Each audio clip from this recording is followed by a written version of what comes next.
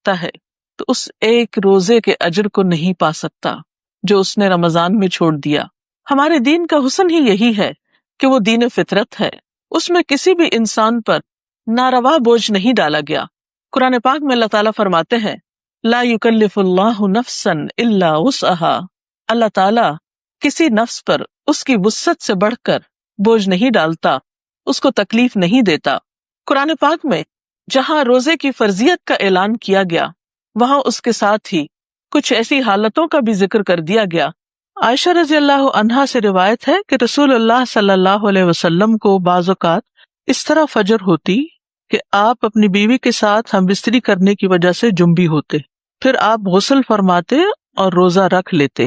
بخاری اور مسلم کی روایت ہے، دوسری حدیث میں پڑھ لیتے ہیں کیونکہ دونوں کا مفہوم ملتا جلتا ہے۔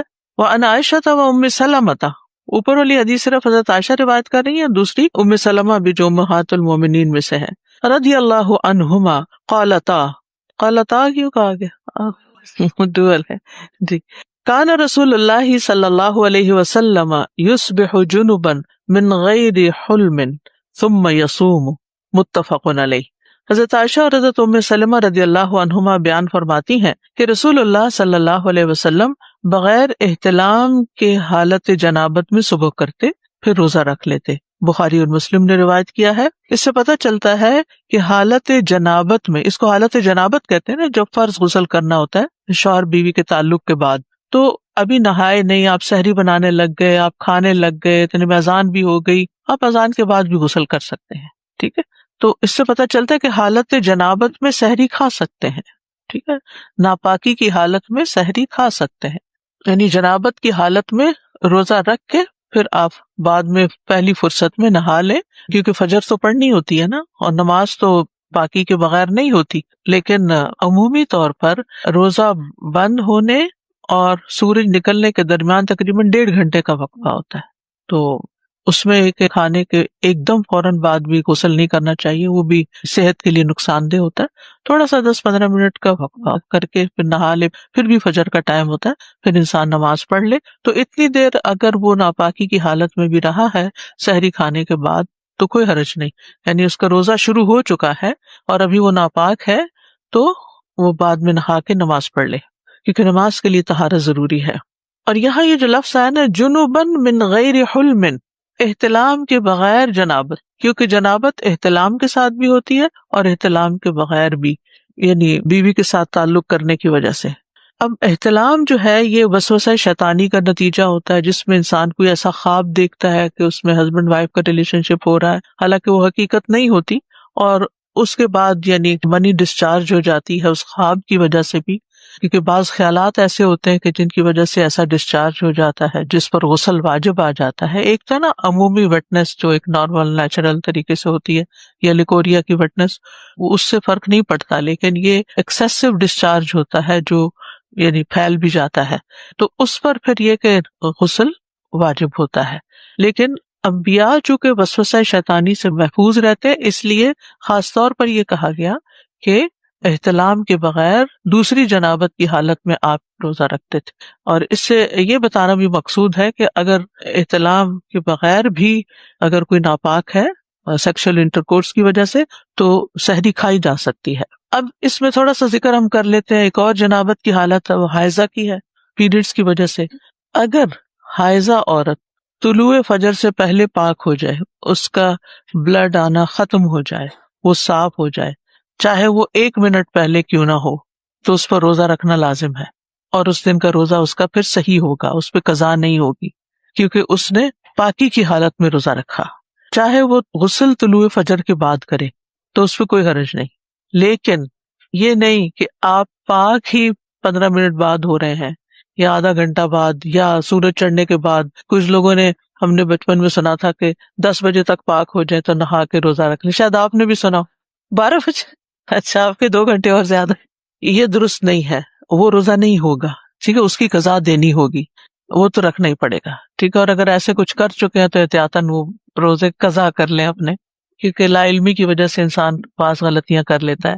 تو اس میں آپ دیکھیے کہ حائضہ کا حکم فرق ہے، ٹھیک ہے، کیونکہ اس کے پیریڈز ابھی ختم ہی نہیں ہوئے، تو ابھی وہ پاک ہی نہیں ہوئی، تو اب روزے کا وقت ختم ہو گیا، سحری کا وقت ختم ہو گیا، فجر ہو گئی، اب فجر بھی آدھا گھنٹہ گزر گیا تھا، اب وہ بے شک نہائے لیکن اس کا روزہ نہیں ہوگا۔ اسی طرح لگے ہاتھوں ہی بھی بتاتے چلوں کہ اگر افطار سے 5 منٹ پہلے بھی پیریڈ شروع ہو گئے، ثواب مل جائے گا انشاءاللہ آپ کو، سارا دن آپ روزے سے تھے لیکن اس روزے کی قضا رکھنی ہوگی، ٹھیک ہے جی۔ اچھا کچھ لوگ کہتے ہیں آدھے دن کے بعد چونکہ وہ پیریڈز ہوئے ہیں تب اس کو کنٹینیو کرو، روزہ کنٹینیو کرو، نہیں بھائی کوئی کنٹینیو کرنے کی ضرورت نہیں۔ اگر آپ کو میڈیسن چاہیے، اگر آپ کو پانی پینا ہے، اگر آپ کچھ کھانا چاہتے ہیں تب آپ کا روزہ نہیں رہا۔ ہاں الگ ہے، روزے کا احترام تو اپنی جگہ ہے، وہ آپ سب کے سامنے تو وہ نہیں کھائے پیئیں گے، لیکن ٹیکنیکلی آپ کا روزہ باقی نہیں رہا، ٹھیک ہے۔ طلوع شمس سے پہلے یا فجر کا وقت شروع ہونے کے ساتھ؟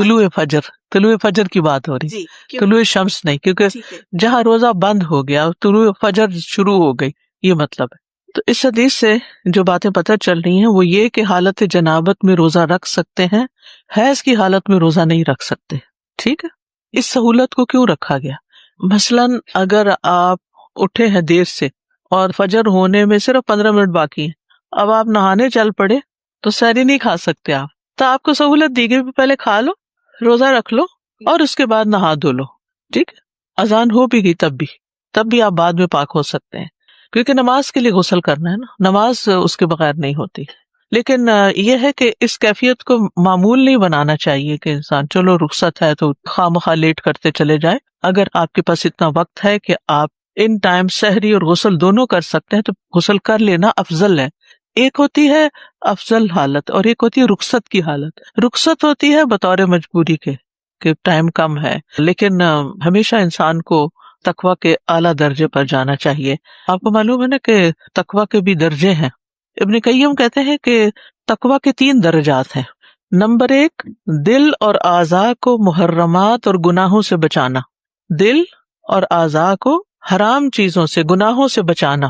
دل کے بھی کچھ گناہ ہوتے ہیں، اب اس تفصیل میں نہیں جا سکتا۔ نمبر 2، دوسرا درجہ تقویٰ کا، دل اور اعضاء کو مکروہات سے بچانا، حرام سے بچانا اور مکروہ سے بھی بچانا، کیونکہ بعض لوگ کہتے ہیں حرام تو نہیں نا اس لیے چلو کر لیتے ہیں یہ کام۔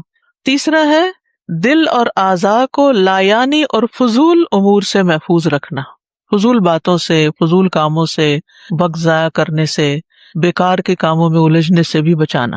پہلا مرتبہ انسان کی زندگی کے لیے ناگزیر ہے کہ حرام سے بچے۔ دوسرا مرتبہ اس زندگی کو صحت مند اور مضبوط بناتا ہے، آپ کا ایمان مضبوط کرتا ہے۔ اور تیسرا مرتبہ اس زندگی میں سرور، تازگی اور خوشیاں لاتا ہے، سمجھ آئے؟ یعنی جب آپ لایانی اور فضول چیزوں سے بچتے ہیں تو آپ کے اندر ایک سکینت اور ایک اطمینان پیدا ہوتا ہے۔ پہلے میں حرام چیزوں سے اپنے آپ کو بچانا ناگزیر ہے، وہ ناگزیر کا مطلب ہے اس کے بغیر چارہ ہی نہیں، کہ حرام سے تو بچنا ہی بچنا ہے۔ اور دوسرا جو ہے وہ انسان کو صحت مند بناتا ہے، ایمانی صحت۔ اور تیسرا جو ہے وہ انسان کی زندگی میں خوشی لاتا ہے، تازگی لاتا ہے، سرور لاتا ہے، اطمینان لاتا ہے، سکون لاتا ہے۔ آپ ایک نفس مطمئنہ بن جاتے ہیں، کیونکہ آپ کے اندر ریگریٹس نہیں ہوتے کہ آپ نے اپنے آپ کو ضائع نہیں کیا، اپنی زندگی ضائع نہیں کی، اپنا وقت ضائع نہیں کیا، اپنا مال ضائع نہیں کیا، آپ نے بیکار کاموں سے بچ کے زندگی گزاری۔ بعض لوگ جو تھے کچھ مباح چیزوں سے بھی صرف اس لیے بچتے تھے کہ کہیں پھسل کے حرام میں نہ چلے جائیں، ٹھیک ہے نا۔ نبی صلی اللہ علیہ وسلم نے حضرت معاذ بن جبل کو ایک جامع وصیت کی تھی کہ تم جہاں کہیں بھی ہو اللہ سے ڈرو اور خطا ہو جانے کے بعد نیکی کر لو، وہ برائی کو مٹا دیتی ہے، اور لوگوں کے ساتھ حسن اخلاق سے پیش آؤ۔ اور آپ دیکھیں کہ خوشی جو ہے نا وہ مال و دولت سے نہیں آتی، سکون قلب سے آتی۔ خوش قسمتی یہ نہیں کہ آپ کے پاس ڈھیروں مال اور دنیا ہو، خوش قسمتی یہ ہے کہ آپ اللہ کے پسندیدہ بندوں میں سے ہوں۔ اور اسی کا معنی ہے نا یا ایھا الذین آمنوا اتقوا اللہ حق تقاتہ ولا تموتن الا وانتم مسلمون، تمہاری موت فرما برداری کی حالت میں آئے، نافرمانی کرتے ہوئے نہیں۔ Sometimes, رمضان میں پیریڈز کے ڈیز کے علاوہ اسپاٹنگ شروع ہو جاتی ہے۔ اور وہ چونکہ ہم روزے سے ہوتا ہے نا تو ہماری باڈی میں چینجز آ رہے ہوتے ہیں۔ پیریڈز وہ ہوتے ہیں جو پیریڈز کے دنوں میں ہوتے ہیں، اس کے علاوہ جو بھی بلیڈنگ ہوتی ہے وہ پیریڈ شمار نہیں ہوتی۔ اور اس میں عادت کو کنسیڈر کیا جاتا ہے کہ آپ کی عادت 5 دن ہے تو 5 دن جو ہوا وہ پیریڈز ہوگا، 7ویں 8ویں دن اگر کچھ ہو گیا تو اس کو دوبارہ سے پیریڈز مت بنائے، ٹھیک ہے، وہ بیماری ہے۔ اور اس میں ہر نماز کے لیے غسل کرنے کی ضرورت نہیں ہے، فریش وضو کریں، اپنے آپ کو صاف ستھرا کریں اور نماز اور روزہ کر لیں۔ ہم سب جانتے ہیں کہ روزہ ایک فرض عبادت ہے، اللہ تعالیٰ کا حکم ہے، یہ بات ہم بچپن سے سنتے آئے ہیں، لیکن یہ بات کہاں لکھی ہوئی ہے، ہمیں کیسے پتہ چلی ہے کہ واقعی فرض عبادت ہے؟ تو اس سلسلے میں آئیے ہم اللہ تعالیٰ کی کتاب قرآن پاک کی طرف رجوع کرتے ہیں، جو ہم سب کے لیے، تمام انسانیت کے لیے کتاب ہدایت ہے۔ قرآن پاک کی سورۃ البقرہ آیت نمبر 183 میں اللہ سبحانہ تعالیٰ فرماتے ہیں، یا ایھا الذین آمنوا کتب علیکم الصیام کما کتب علی الذین من قبلکم لعلکم تتقون۔ اے لوگو جو ایمان لائے ہو، تم پر روزے فرض کیے گئے جیسے تم سے پہلی قوموں پر فرض کیے گئے تھے، تاکہ تم میں تقوی پیدا ہو۔ تو گویا ہم سب کو روزہ اس لیے رکھنا ہے کہ یہ اللہ سبحانہ تعالیٰ کا حکم ہے، یہ ایک فرض عبادت ہے، اور یہ صرف ہم پر ہی فرض نہیں بلکہ پہلی امتوں پر بھی فرض تھا۔ پھر ہم دیکھتے ہیں کہ قرآن پاک میں ہی اللہ سبحانہ تعالیٰ فرماتے ہیں، فَمَن شَهِدَ مِنْكُمُ الشَّهْرَ فَلْيَصُمْ۔ اب جو شخص اس مہینے کو پائے اسے لازم ہے کہ وہ اس کے روزے رکھے۔ گویا یہ ایک تاکیدی حکم ہے۔ ہاں، اگر کوئی مجبوری ہو، بیماری ہو، عذر ہو، تو اس صورت میں فرمایا وَمَنْ كَانَ مَرِيضًا أَوْ عَلَى سَفَرٍ فَعِدَّةٌ مِّنْ أَيَّامٍ أُخَرَ۔ اور جو کوئی مریض ہو یا سفر پر ہو تو وہ دوسرے دنوں سے گنتی پوری کر لے۔ گویا اگر وہ رمضان میں روزہ نہیں رکھ سکا تو رمضان کے بعد اس کو قضا روزہ رکھنا ہوگا، گنتی پوری کرنی ہوگی۔ اور ایسا کیوں ہے کہ یرید اللہ بکم اليسر ولا یرید بکم العسر۔ اللہ تعالیٰ تمہارے ساتھ نرمی چاہتا ہے، سختی نہیں کرنا چاہتا۔ وَلِتُكْمِلُوا الْعِدَّةَ، اور یہ طریقہ تمہیں اس لیے بتایا جا رہا ہے تاکہ تم روزوں کی تعداد پوری کرو۔ تو اس سے ہمیں یہ بھی پتہ چل رہا ہے کہ نہ صرف یہ کہ ہمیں روزے رکھنا ہے، بلکہ اس سال میں جتنے بھی روزے ہوں گے 29 یا 30 ان کی گنتی بھی پوری کرنا ہے۔